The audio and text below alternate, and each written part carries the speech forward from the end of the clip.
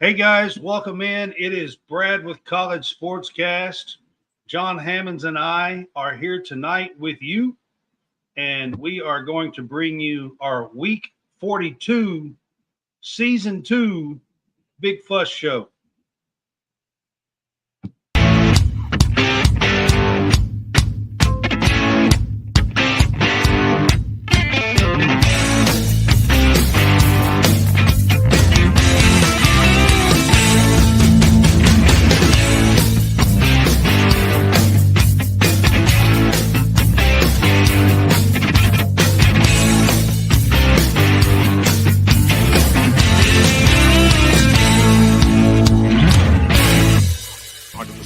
We executed. I heard a fan offer free Dippin' Dots if I blew it. Wanted to have some fun, execute. I had bombs. Stay as a team, execute, give 100%. Dippin' Dots sound good. All right, guys, looks like I forgot to switch up the weekend wrap-up show with the Big Fuss Show there. But, it is what it is. All right. But we are doing the Big Fuss Show here tonight. I have John Hammonds on here with me. What's up, Hammonds? What's up, man? So I have been starting these shows talking about Facebook. I do not have the comments up tonight. We are recording this show. I will say that off the top. So if you are watching with us, this show is recorded tonight. I can't do it a little later, so we are recording this one. But right off the top, we are growing tremendously on Facebook. Would love to grow on YouTube as well and get it up and going as well as Facebook is. But if you are on with us on Facebook, you can now help support us by sending us stars. Sending us stars helps us earn money to continue to make more content for you guys. Or you can also subscribe to our Facebook page now. There is a special subscription page that I post things on. Sometimes it's little insider info things, and I post our shows and different things on for you guys on that. It is only 99 cents a month. That's the bargain of the century, 99 cents a month. But it does help support us and help continue to make content for you guys here at College Sportscast. So wanted to talk about that and get that off from the very beginning here. So John, I want to talk about something that's popped up here today, and we're going to talk about some college football topics to start with here. The first one that I want to bring up tonight with you, John, is that Jaden Rashada is suing Billy Napier and a Florida booster. And we're not talking about pennies here, guys. $13.85 million. And throw this in before you respond, John. Supposedly, Billy Napier himself personally guaranteed and promised that Rashada would receive a $1 million signing bonus for signing the contract. This was all done under contract, signed contract, and the Rashadas got nothing out of this deal. What do you think about what's happening here? I think the deal, me and you talked about it a long time ago, year and a half ago when it happened. The deal was ridiculous when it happened. But you can't renege on a signed contract. No, this is the problem that I've been telling everybody with the whole NIL, the landscape of college football in the wild, wild west. Having all these commitments, and then you back out on one, and then the guy doesn't get the money that he's supposed to get, and then it gets everybody twisted into different ropes, and it's just it's a mess. And if they don't fix the NIL situation, and I'm not saying that nobody deserves NIL. That's not what I'm saying. What I'm saying, it has to have some kind of cap on it to where it has to be set. This is a high school kid. He was still in high school when this was going on. And he signed with Florida. He was promised $1 million by Billy Napier to sign with Florida. And he did. Well, he signed with Florida. Another thing, you know, and then the booster offered him $13.85 million over 3 or 4 years in a signed contract. Jake Crane made a post earlier today. If anybody don't know who Jake Crane is, he's Crane Company. He made a tweet. Daily Wire. He said, "What recruit is worth $14 million?" I mean, I don't like, but here's the deal. What I'm saying here, listen, these lawsuits, the NCAA and these schools have been losing their ass in these lawsuits. Yeah. And the reason why is this is a written contract. Yeah, money is being given up front, and then, well, no, money hasn't been. You're signing a contract, let's just say, and then. But in the court of law, a signed contract is legit. It is. You know what I mean? Like, I don't care if you offer them $10. If you have a signed contract, they could technically sue you for $10. Yeah, when you sign that contract, that money should go to them. Like, it's a commitment thing. And this is what happened with this.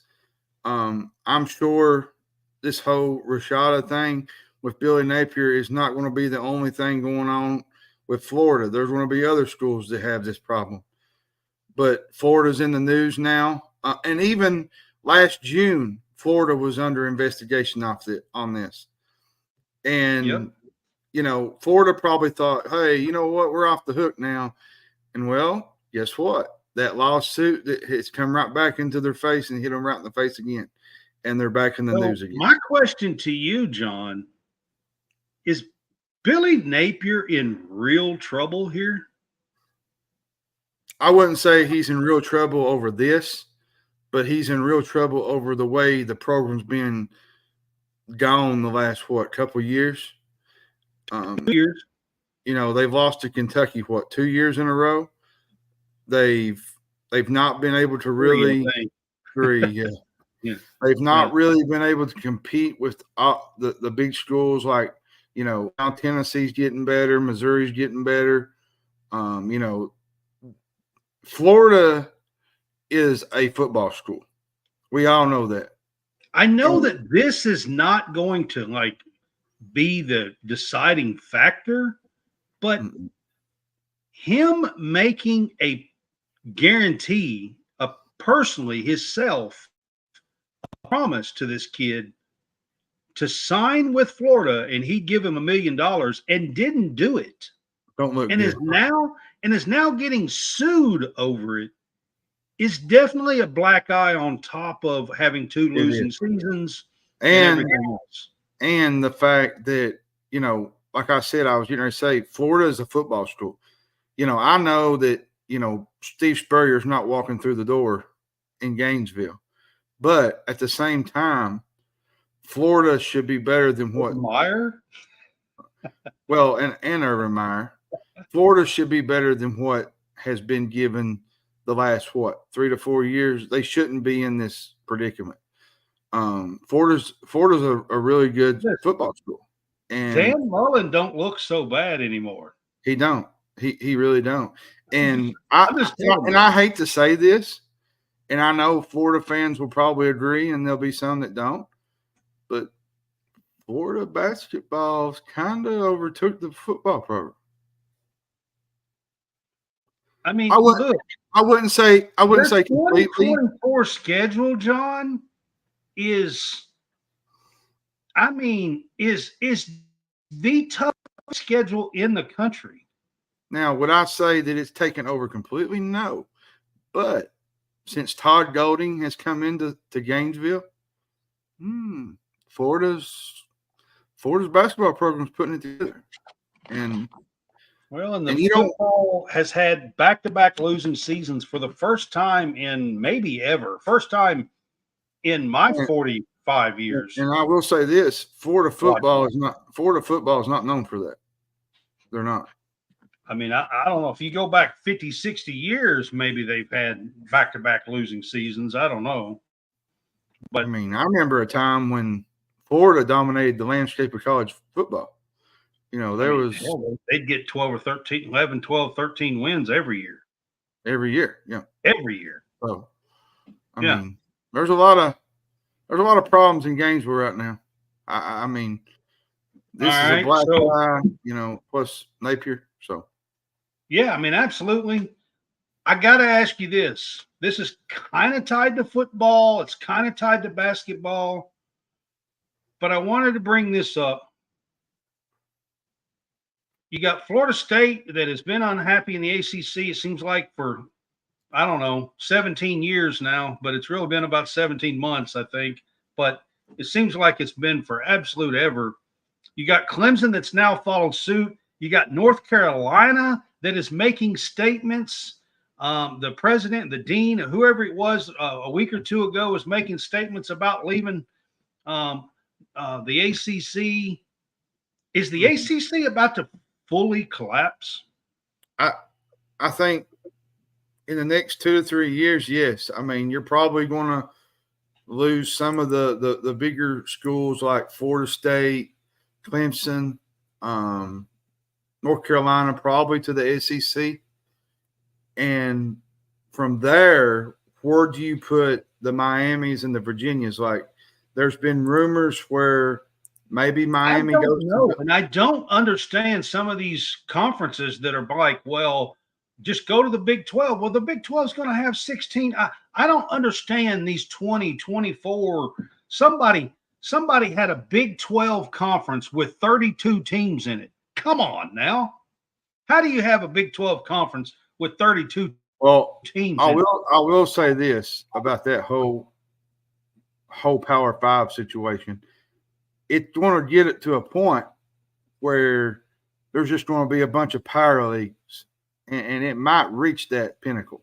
Is the Big 12 the NFL now or what?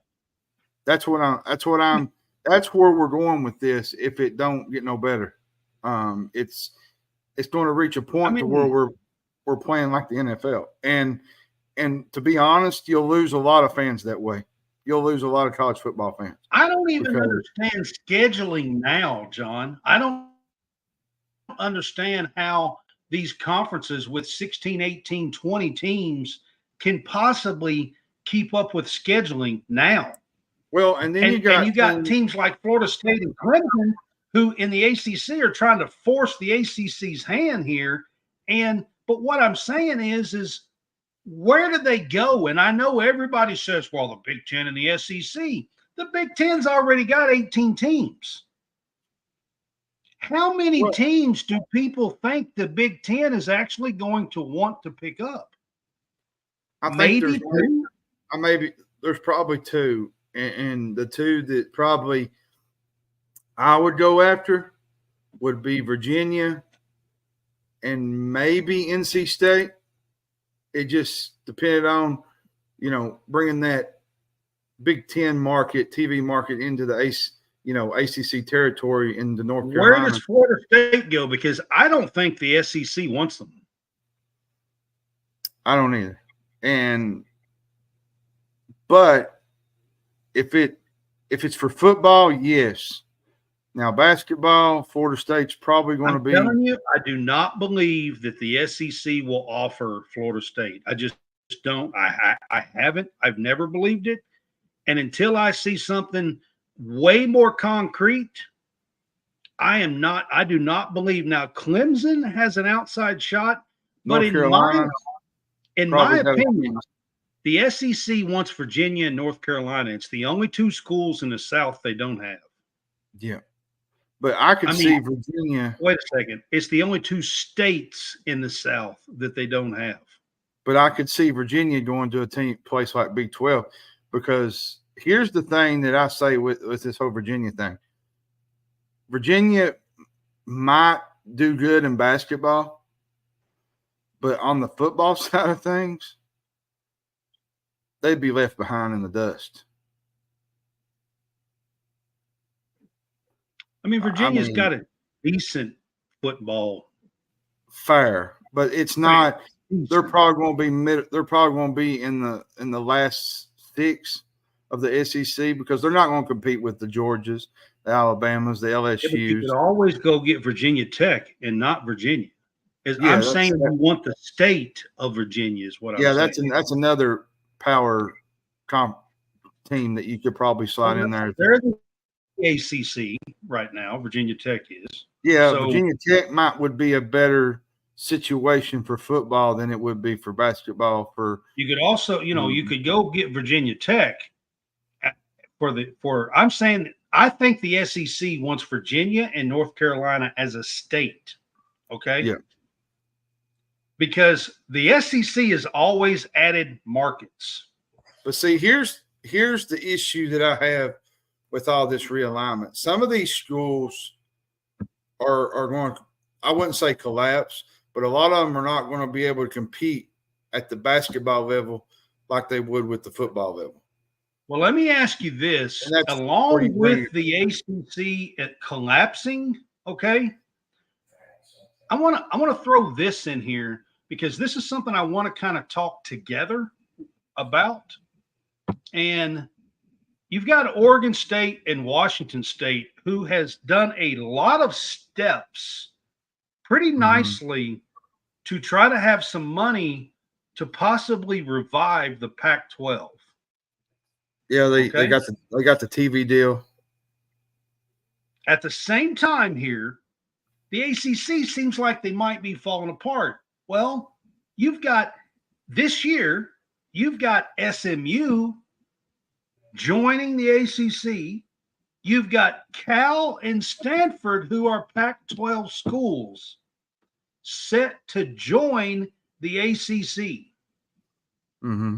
If you were Oregon State and Washington State and you had control here of the Pac-12 and you're trying to rebuild the Pac-12, do you give SMU, California, and Stanford a call and be like, hey, man, the ACC looks like they're on their last leg. How about you come back and join us? I think I would, because then here's where it gets interesting. Is where you bring these teams back to the Pac-12, teams that you didn't think would win those. You had the UCLAs, you had the Oregons, you had those guys winning constantly about every year, going to the Pac-12 championship. It would bring some kind of awesome ratings to the fact that you might have some new teams in there and that you could bring them to the forefront of the college football and see them compete instead of competing against the tougher teams. Cal and Stanford, let's be honest, Stanford, and most people don't know this, okay? Stanford is one of the top collegiate athletic schools in the country. It has nothing to do with football and basketball. They are the Olympic sports leader, and it's not even close. Mm-mm. It's not even close. And here's the deal. Most of those Olympic sports are going to have an awful hard time flying across country every time they're supposed to play a game and have a match. Well, imagine what UCLA and USC is going to deal with this year. They're going to have to play a game in November. UCLA and they have a little bit more money than Stanford and Cal. I'm not saying that, but now they're going to have to go to a place in November where it's cold. whereas they would play somewhere out in the West where it would be warm and you know. I'm just looking at this as a whole. And if I was Oregon State and Washington State, I'd be giving them 3 schools. I know SMU is in Texas, but SMU has always wanted a Power 5 conference. They have been trying for 35, 40 years. All right. Yeah. Says the guy. They just get an invite into the ACC, and now the ACC looks like it's about ready to be on its last damn leg. Says the guy that who Eric Dickerson's his favorite running back of all time. I mean, absolutely. I've been following SMU for a long time. Yeah. The Pony Express. The Pony Express. The Pony Express. I loved it when I was a kid. Absolutely. Eric Dickerson is my all-time favorite running back. That is a true story. Yeah. All right. But SMU has been trying to get in big boy football for a long time. They just get an invite. They are scheduled to go this fall. And now it looks like the ACC might be on its last leg. If I was Oregon State and Washington State, I'm calling SMU, California, and Stanford and being like, look, here's what we can offer you for the time being. We're going to put the Pac-12 back together again. We want you guys. Texas and SMU would be a great addition for the Pac-12. Bringing Cal and Stanford back would be great. And I'm going to be honest with you. I would pick and choose. I'm going to go through this for a little bit here. You said Texas. You meant Stanford. Stanford and California. you meant Texas. Texas and SEC now. No, not Texas. Stanford, California, SMU. SMU's in Texas is what I meant to say. SMU's in Texas, yeah. Yeah. All right. So if I'm them, I pick and choose a few of these really good teams out of the Mountain West. I go with Boise State out of the Mountain West, probably San Diego State because they're good in basketball and can be in football. UNLV. Well, and then what you do on the basketball side of things is you put San Diego State into a Power 5 that they've always wanted to go to. And right. Now, they've never had a Power 5. And then it went to then you can go to the AAC, okay? Because you got SMU, you can go to the AAC and you can pick off Memphis, who's never got to go to a power conference. Okay. You've got South Florida. When everybody else in Florida is now a power conference, South Florida, I'm sure would love to. FAU would be another. FAU would be another one out of the AAC. Because their football program done really well when they had Kiffin. Tulane hired the Kentucky guy, great coach. Got the same name as you, spelt just like you. John, yeah. Yeah. You could form a conference here with these teams that would be pretty formidable. I'm not saying they're all out west. What you do is you have a West Coast conference and you have an East Coast division. Well, and then what you would have is out of those Pac-12s. Now, I'm not saying that they would go to the college football playoff, but at the same time, some of those schools that, that haven't had that, real feel of being a top team in a conference. Now, all of a sudden, you get a team like Cal that hasn't been to a place in a long time.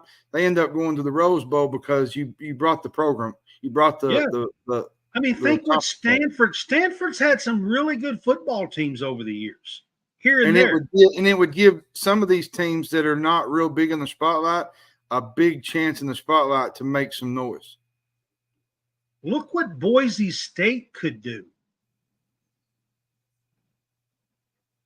What they've done in the power conference. I mean, without a power conference. Even, we go as far as back to, what was it, 2007 when they played in the Fiesta Bowl against Oklahoma. In one of the biggest games maybe one of the best games in this college football BCS era. I'm telling you, I think this Pac-12 could be revived, but you've got to do it. And I think and they you got got to to move fast. You got to be able to do it the right way too. You can't.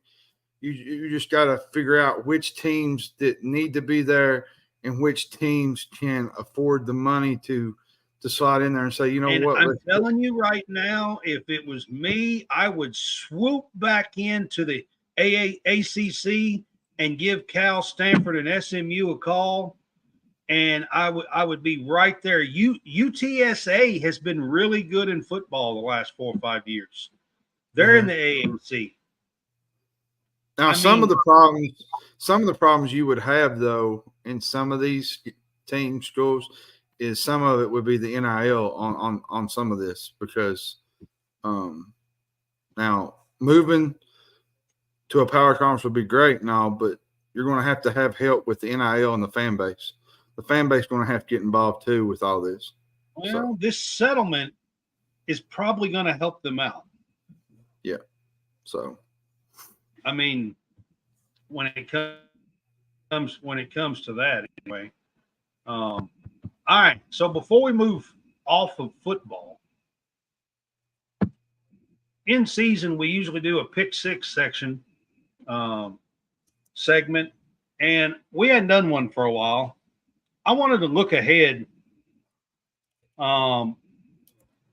Somebody was telling me, it was on Twitter, we had a little bit of a debate. Somebody was telling me that there's basically only 2 top shelf quarterbacks in college football next year. mm-hmm. And it got me thinking, who would be your top 6? Who would be a pick 6? Who would be your top 6 QBs for the upcoming season? Is there really only, because I tell you what, it was around the draft, and somebody was telling me that they thought that there would only be 2 quarterbacks picked in the first round next year. So do you think that that's possible? Because I mean, usually there's 4 or 5. I think it's possible, but this group next year, to me, there's maybe 2 or 3 guys that are really good, and the rest are great, and then there's 2 or 3 that's just pretty good, and then there's just a few that's under the radar. And I mean, the guy that was debating this with me said that it's clearly Beck and Sanders at Colorado. I would disagree. I would disagree on Sanders. I like Sanders, but I feel like he still has a long ways to go in terms of a prospect. You don't think he is a most likely first rounder next year? I think he's towards the end of the first round. Just if he stays healthy and I think and keeps progressing the way he has, he should be one of the top quarterbacks on the board for 25. You know,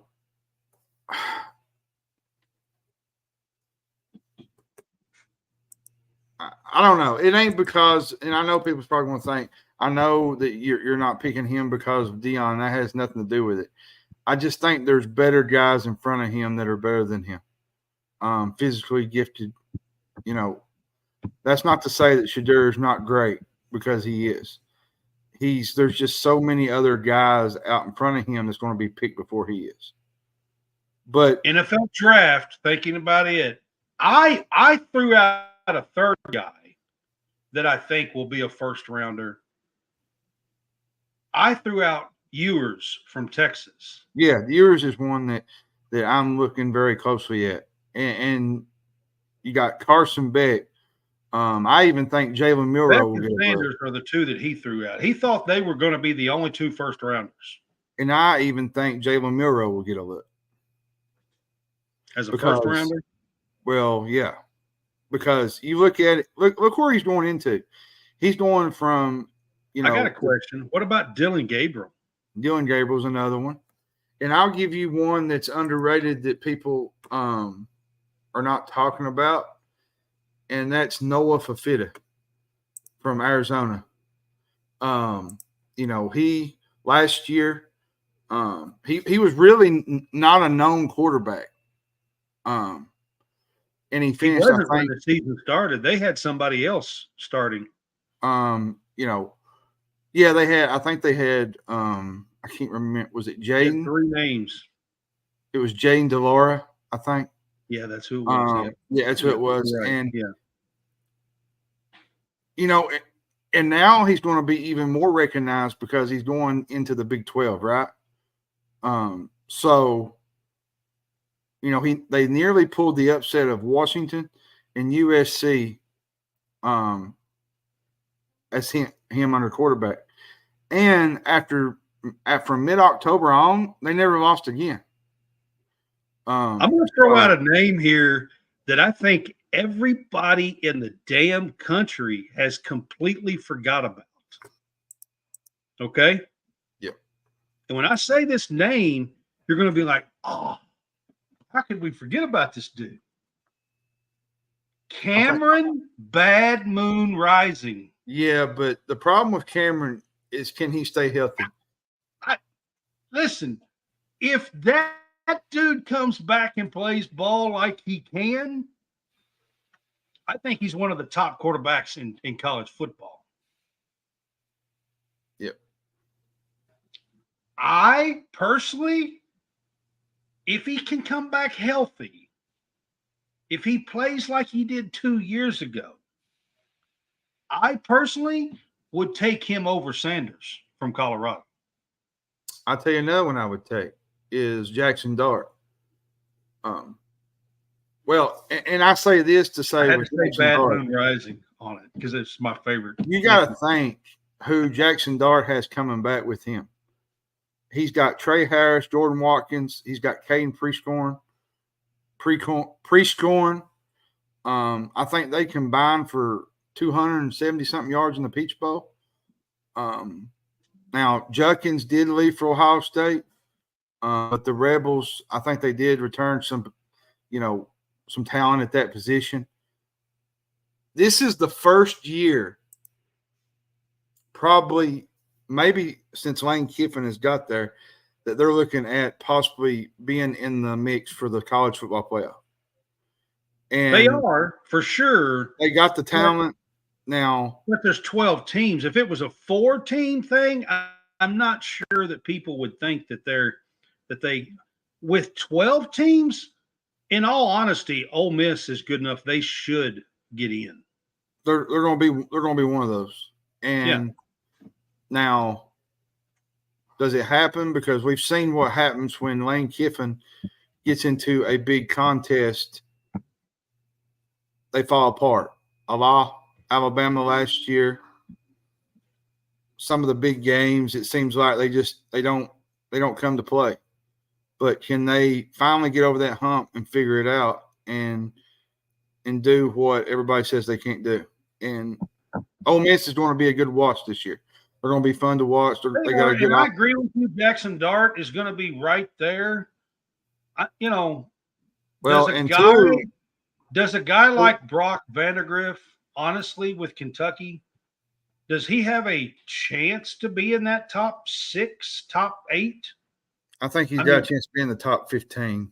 I mean, anytime you get a 5-star quarterback from Georgia, I mean, that's pretty good. And that's why I'm asking, because he literally was the 4th overall quarterback in a class that was just drafted a lot. Well, and you give him the weapons that he's going to have, like Barian Brown, Dane Key. He's going to have an opportunity to make some plays. Macklin. They're going to be pretty good.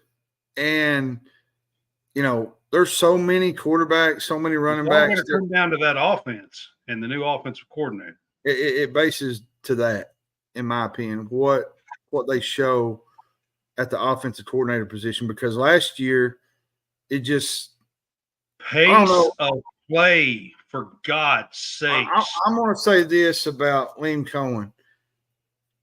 I don't have any reason to drown the man because, he came to Kentucky at a time that he needed to do what's best for him and his family. But since he came back, he just wasn't the same that he was when he first got there. He wasn't. There That's was not what kills me is pace of play. It's changed in college football. Oh my God! See, here's the thing that most people don't understand about pros and college. Pros, everybody's good every single week. College, you have a team that's probably great all the time. Then you have a team that, say, like a Max school, that's not going to be great during that game. They might have a couple of guys that are really good, but they're not going to have an overall great team because they're just not that good in particular. Now, in pros, you have teams that are good every Sunday. Anybody can beat anybody on any given Sunday. But in college, you're not going to have a team like that every single Saturday. Right. And that's, to me, the biggest difference in college football. And the game is a lot faster in college football, I think, than it is in the pros. Not for Kentucky. Lord. Well, I mean, for some schools it is. I mean, it was pretty bad. It was pretty bad last year. It was.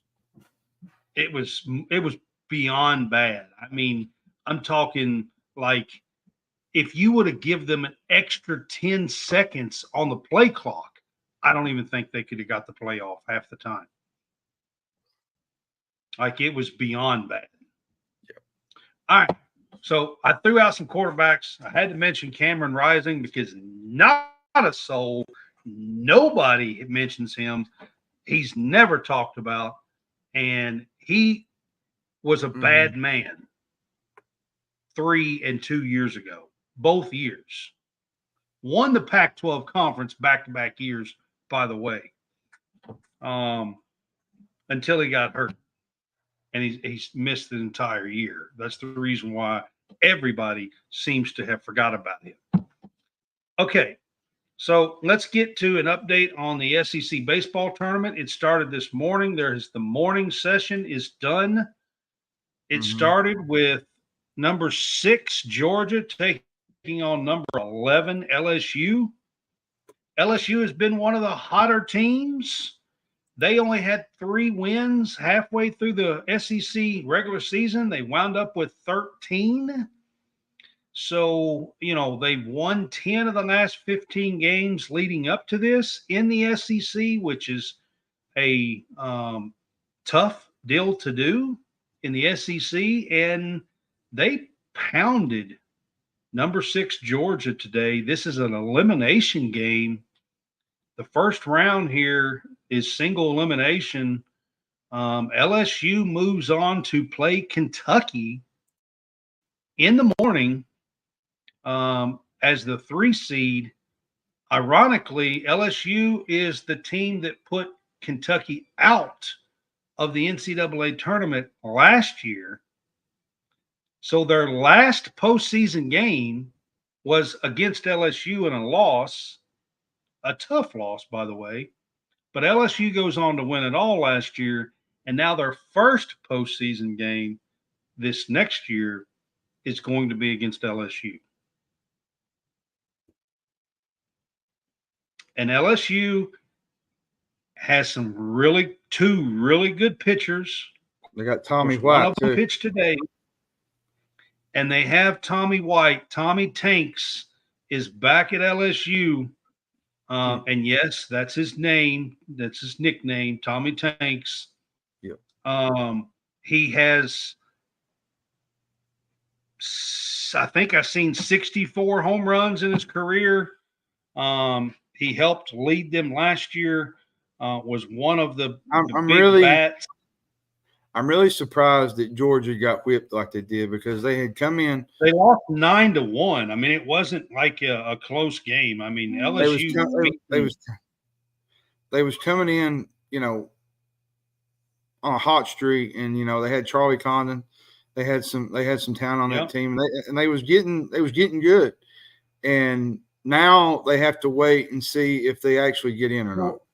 Georgia was kind of on that Super 8 or Super Host regional bubble to be in the top 8, losing opening round in the SEC I tournament. still think they get in. What I was kind of going Oh, at they was, get in the tournament. I'm saying, are they going to be in the top 8? are they they'll going to be- be in the hosting? Yeah, that's what I was trying to get at.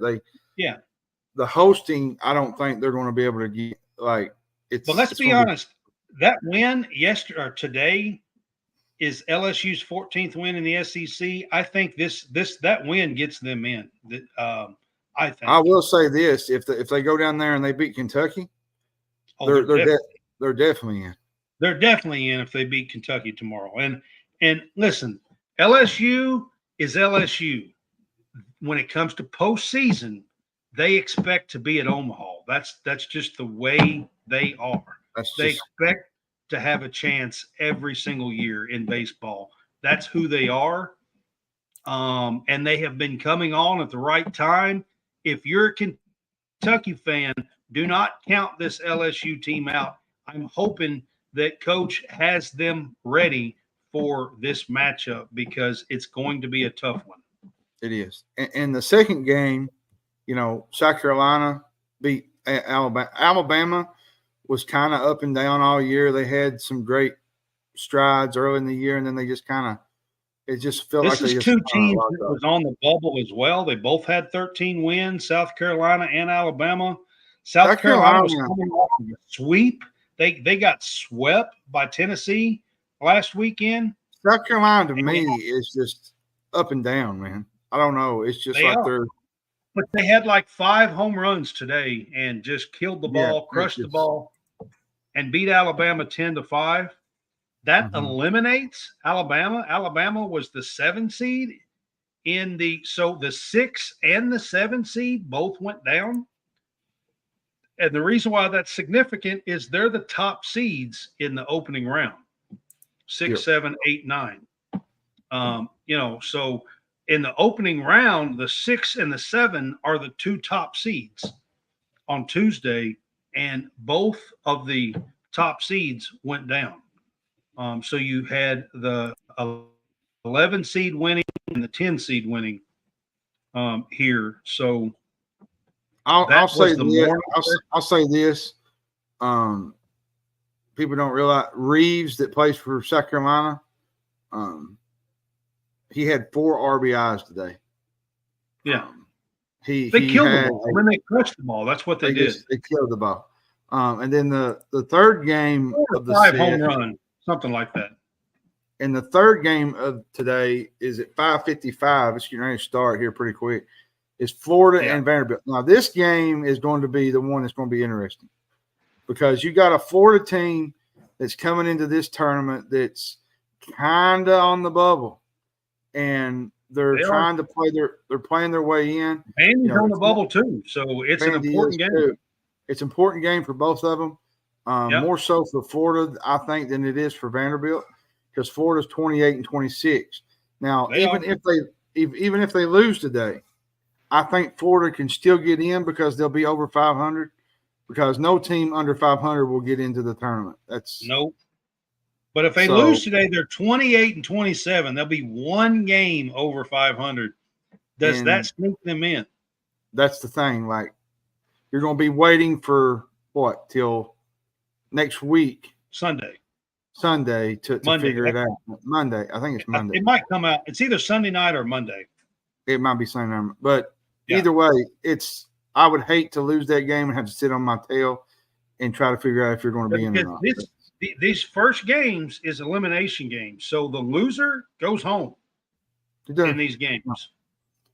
The fourth game tonight is Mississippi State and Ole Miss. Yeah, I think that will be a fun game because you got a team, Ole Miss, that's probably not going to get into the tournament after just winning the Omaha a couple years ago.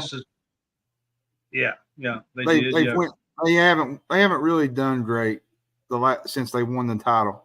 Right, they won it in 22. Yeah, they won 22. So they're going up against a hot Mississippi State team. Mississippi State's on a roll right now. They're playing really good baseball. Yeah. I will say this about Mississippi State. I was saying this yesterday to somebody. Mississippi State is my team to watch in this tournament because they're picking it up at the right time. I would not want to have to face them going forward because it's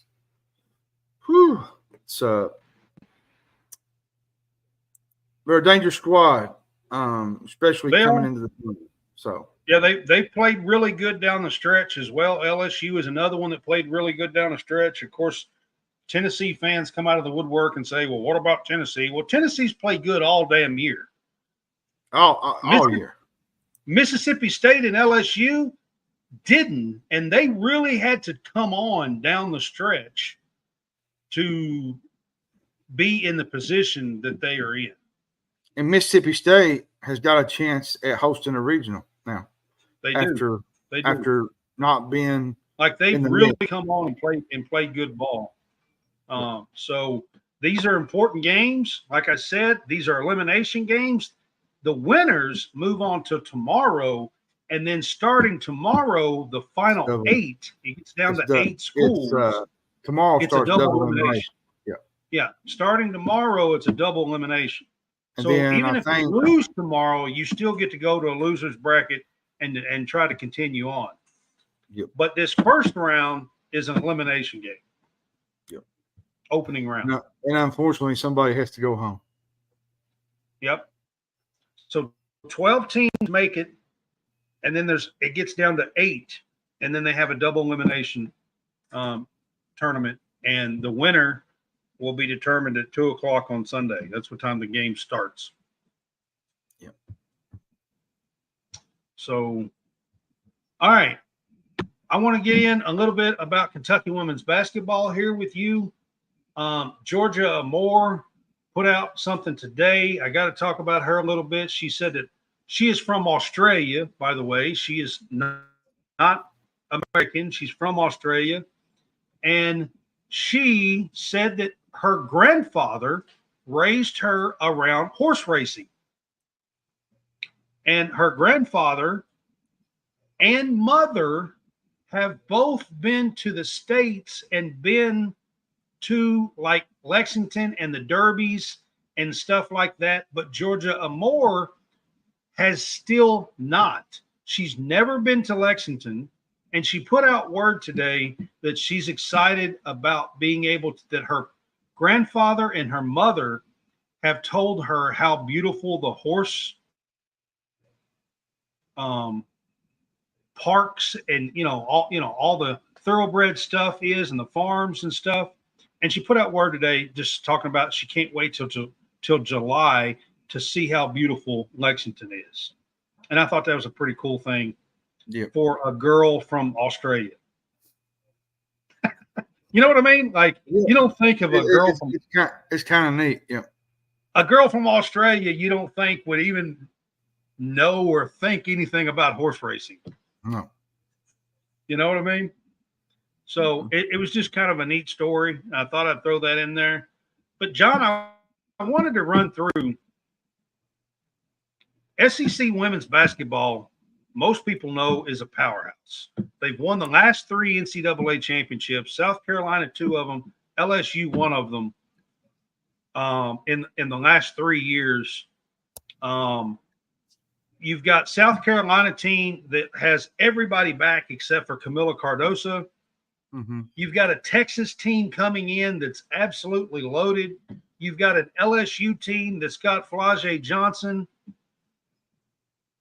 Where Kenny Brooks has done an excellent job with this roster. Georgia Moore is a former All-American. She is projected as a top 5 pick in next year's WNBA draft. He's brought in size 6'7", 6'5", 6'4", 6'3". He's brought in a 6'2" guard that can shoot 66 or 40% from the 3-point line. Mm-hmm. Georgia Moore's averaged almost 19 points and 6.5 assists. I wanted to ask you, where do you see this Kentucky team landing in the pecking order in the SEC in women's basketball next year? I think they can land in the top 6. South Carolina's going to be there. LSU is going to be there. You're going to probably have Texas is going to be in there. You got to add Texas to that. Those three are the top, and you can't forget about Oklahoma, because Oklahoma landed the Oregon State big girl, the Beers, or I don't know how she pronounces her name, but Reagan Beers, yeah. And then you got Tennessee with their new coach Caldwell from Marshall. It'd be interesting to see between Brooks and Caldwell with Tennessee. It's going to be interesting to see what that dynamic's going to be like, and if Kentucky can kind of do better. And then you got teams like Texas A&M that at times was good this year. Alabama, Georgia, will be some better, but I think Kentucky will be over those. The biggest question mark, Mississippi State, the guy down there, Purcell's, he's doing a good job, and he's picked up some transfers. I'll say this. Is this Mike Neighbors' last year at Arkansas? Maybe. He lost a ton of his recruiting class, or not his recruiting class, he lost a lot out for transfers. Arkansas fans are getting kind of. Arkansas lost a lot transfer wise. Yeah. And they're getting very impatient with him down there in Arkansas. And I'm going to throw out a name here with SEC women's basketball that anybody who knows anything about women's basketball, Texas's coach is Vic Schaefer. Yeah. He was formerly at Mississippi State. He got Mississippi State to the finals twice. Yep. Vic Schaefer's a hell of a coach, and Texas is coming. Oklahoma with Beers is coming. I mean, it's going to be a new age in the SEC. The women's basketball in the SEC's already been fantastic. Now you're bringing in two teams that are probably going to be top 20 teams. And I mean, Texas is going to be a top 5, top 3 team. Okay. And I've seen some polls that said Kentucky wouldn't be in there. I think they'll be there. I just don't think they're going to be as high as everybody thinks they're going to be. They're probably going to be 23rd or 22nd in my opinion. It's going to take time. I think they're somewhere. They're going to be in the 20 to 25 range probably. It's just going to take Brooks a couple months. I'm going to be honest with you. They might start the season in that first or second out position. Yeah. But by the time season rolls around, they're going to be competitive. They're going to be, they're going to have a good schedule. Brooks is going to have them playing ball when it matters, and that's. I'll tell you what I'm looking so forward to and looking forward to covering is this. I think I'm really going to love the way Brooks is planning on playing, and the way he kind of has a system, kind of like what Pope everybody's talked about or whatever.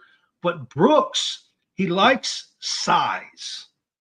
And he likes these girls that are 6'5", 6'6", 6'7", long, can block shots. And he plays inside out. All right. And he likes size and shooters. They feed the post and cross, kick it out for 3-pointers and things like that when it's not there on the inside. And I think he's got he brought some of his own players, own recruits, brought in a couple of really good guards, transfer guards from Charlotte, from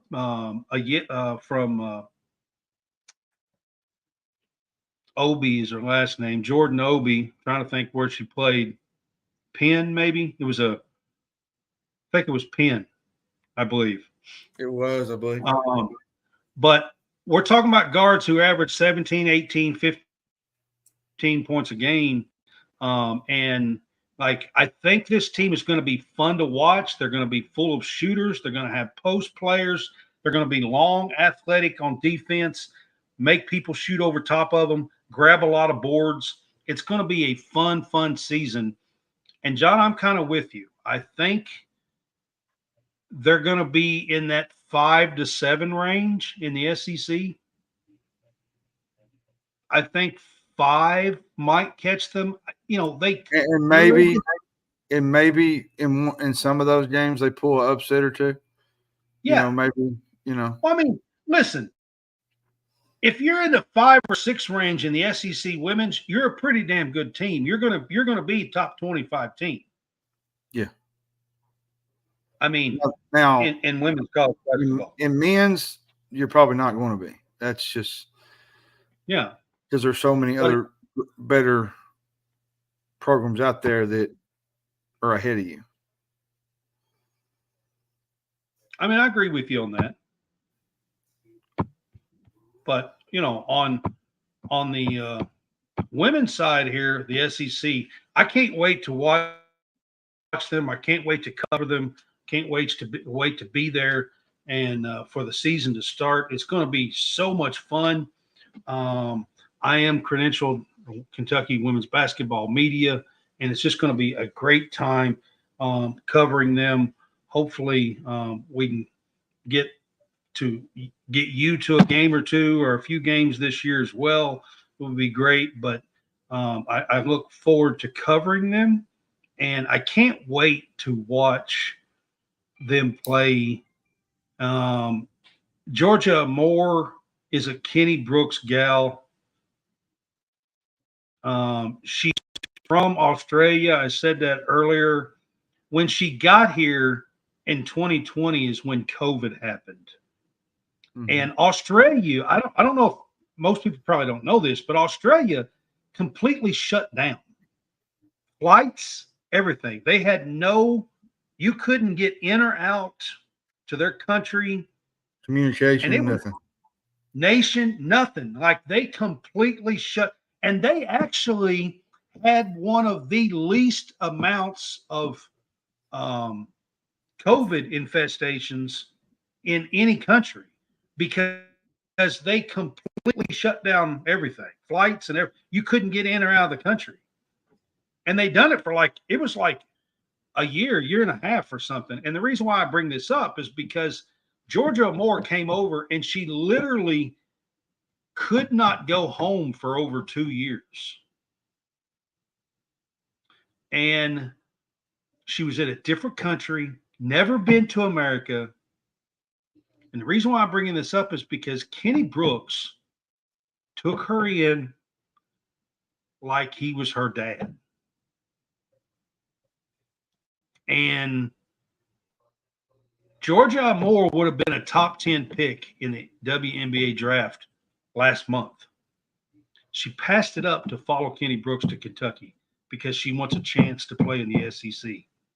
That says a lot. In the best women's basketball conference in the world, college basketball. She wants a chance. Who we're talking about an All-American, a ACC All-American, Player of the Year, All-American type girl, and she was an All-American herself, and she passed up a chance. She's using a COVID year to come here 1 year, and she didn't have to do that. Mm-mm. She could have went to the WNBA as a top 10 pick, and she's coming to Kentucky for 1 year to follow Kenny Brooks. And she says that Kenny Brooks is like her dad, her American dad. So I had to bring that up. John, I'm going to talk about this real quick. I'm just going to make some points. If you guys are not paying attention, the NCAA Board of Directors voted today to pass this settlement.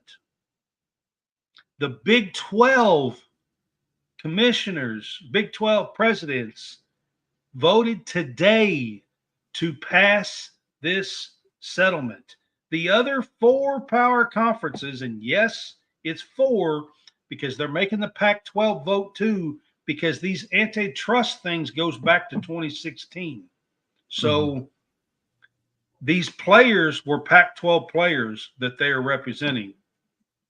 So all 5 power conferences have to vote on this. Yeah. This is happening, guys. There is going to be a settlement, going to be a little bit of protection. There's going to be a $20 million payout, NIL payout from the schools to the players every single year. It's happening. And there's huge groundbreaking changes coming to college basketball, to college football, to college sports. Period. Overall. Yeah. Huge. So if you are not paying attention to this, Ross, was it Dellinger? Is that how you say his last name? I think so, Ross. Yeah. He is a great one to pay attention to. Yeah, he covers a lot. He covers a lot of the NCAA stuff, and yes, and he is covering the fire out of this. He's doing a great job explaining it and everything. Look him up. He's doing a great job covering this. Had to throw that out there. All right, John. Before we get off the air here, I got to bring this up. You've been super excited about EA Sports College Football 2025. I am too. I'm just not going to lose my mind over it. I mean, myself, but I do want to play it, and it is going to be a great game, and I'm sure I'm going to have some fun with it. I'm sure. I'm not quite like you. Like, I'm not looking for. There's no way that I think that I'm going to sit here and play with every single 134 teams, just like I got to know what happens with this school and that school and this tradition and that. There's no way. I look, I'll be dead by the time I get to go through 134 teams. I mean, I just can't do it. But I did hear today that the Lou Rosa Award would be in the game. That's for best kicker award. And you're seeing things kind of trickle out as it comes. There's little bits and pieces that are going to come out in the next couple of weeks. July 19th. That's when the game comes out. And that's the release date. For some, there's an early release. It depends on what kind of package you get with the thing. There's some packages that you can buy that cost more for early release. And I heard today now, this was from, I can't think of the guy. I was watching his live on Twitch. He works for Insider Gamer. He's an executive producer, something like that. And he said that Twitch is probably going to lose their mind over this. Yeah, and so he had mentioned something. He had went live and said he had a source that told him that the option quarterback, the option was going to be a major part in the game. Like I'm guessing the RPOs, the things, it's going to be a real big influence on this game.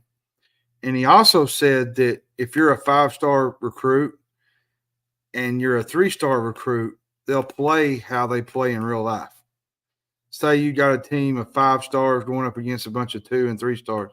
He said you'll be able to tell the animations that are happening during the game like you would in real life.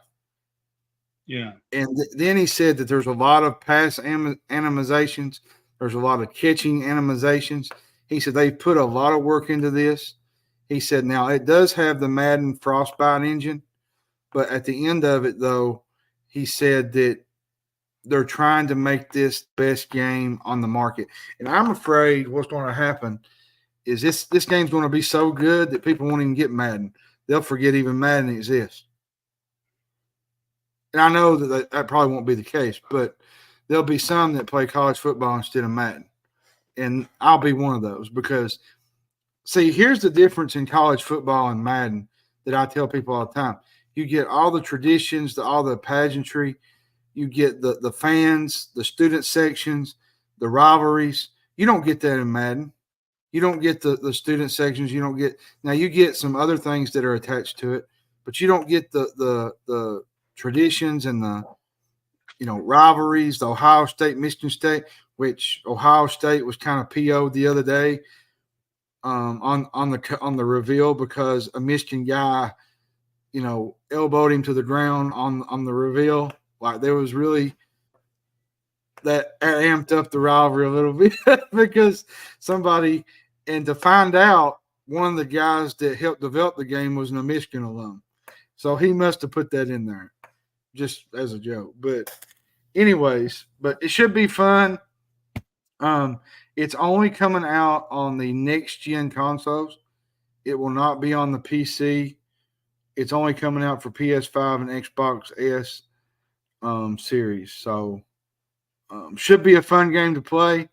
If you want the smoke, I suggest you get on the train because I'm going to be well, I can tell you 100% there is no chance that I'm going online to play against anybody. Not in a long time. Because the last time I picked up a controller and tried to play a football game,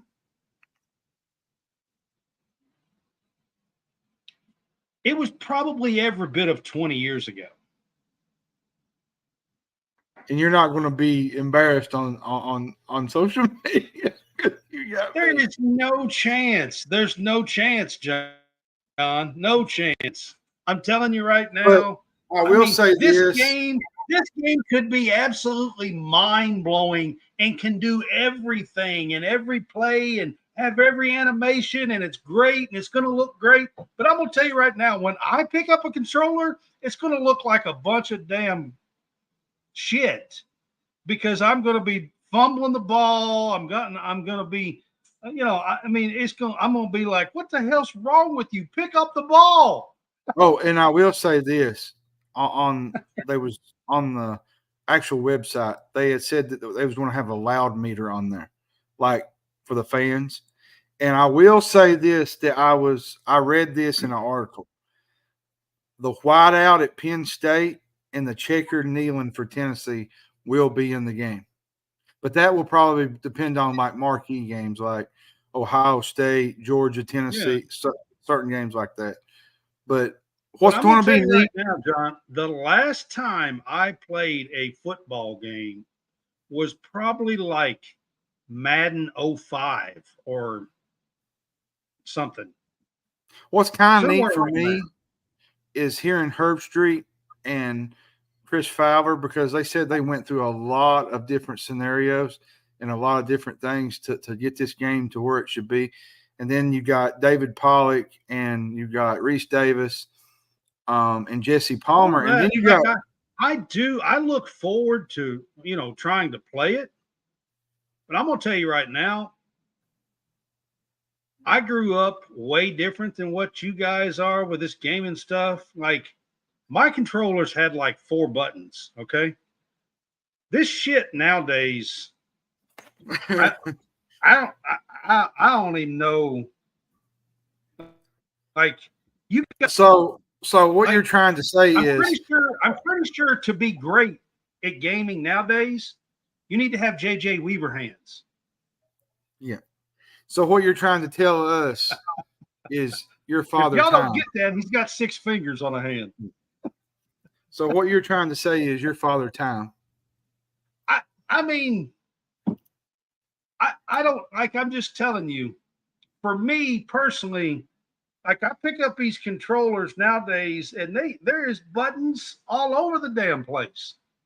Yeah, it's a new age of kids, and another thing that I really want to kind of in the hell. One thing I kind of want to jump on now is the thing that I'm really going to love the most about this is that it's been gone for over a decade, and now you're going to have guys with names on the back of their jerseys. You're going to have the mascots. You're going to have – it's just going to feel – and, I say this because back when I was going to school, in grade school and high school, this was what you look forward to in the summer.